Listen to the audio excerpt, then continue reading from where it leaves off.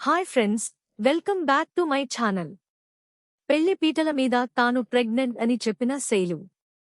రాబోయే ఎపిసోడ్స్లో ఏం జరగబోతుందో ఇప్పుడు తెలుసుకుందాం.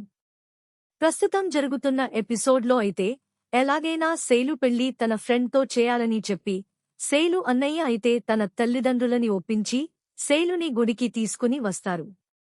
అక్కడ శైలు అయితే తన అన్న ఫ్రెండ్ పెళ్లికొడుకు బట్టలలో ఉండడం చూసి సహాకవుతుంది. ఏంటి, ఈ రోజు నీ పెళ్ళా అన్నయ్య అని అడుగుతుంది.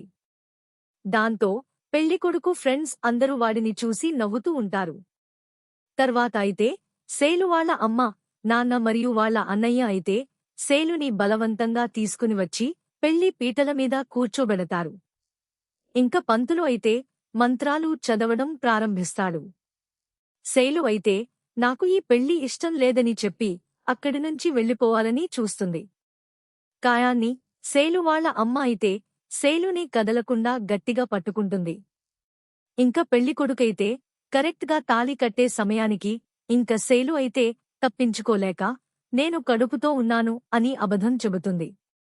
దాంతో పెళ్లికొడుకు ఫ్రెండ్స్, పెళ్లికొడుకు అమ్మ, నాన్న, శైలు వాళ్ళ అమ్మ, నాన్న మరియు శైలు వాళ్ళ అన్న అయితే ఒక్కసారిగా షాక్ అవుతారు. పెళ్లికొడుకు అయితే తాళి కట్టకుండా అక్కడి నుండి లేచి వెళ్ళిపోతాడు. శైలు వాళ్ళ అమ్మ అయితే అది అబద్ధం చెబుతుంది, నువ్వు తాళి కట్టు అని అంటుంది.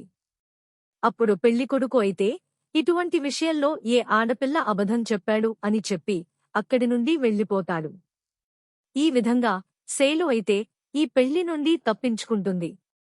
ఈ అబద్ధం వాళ్ళ శైలు జీవితం ఏ మలుపు తిరగబోతుందో ముందు ఎపిసోడ్స్లో చూడాలి. రాబోయే ఎపిసోడ్స్లో ఇదే జరగబోతుంది. చాలామంది నా వీడియోస్ చూస్తున్నారు కానీ సబ్స్క్రైబ్ చేసుకోవడం లేదు. మీరు చేసే ఒక్క చిన్న సబ్స్క్రైబ్ మాకు ఎంతో ఎంకరేజ్మెంట్ ఇస్తుంది.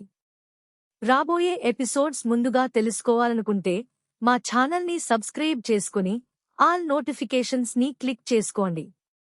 అప్పుడు వీడియో అప్లోడ్ చేయంగానే మీకైతే నోటిఫికేషన్ వస్తుంది. మీ అభిప్రాయాలను కామెంట్స్ రూపంలో తెలియజేయండి. మీకు డైలీ అప్డేట్ కోసం మా ఛానల్ని సబ్స్క్రైబ్ చేసుకోండి. అలాగే మా వీడియోని కూడా ఒక లైక్ చేసి మమ్మల్ని ఎంకరేజ్ చేయండి.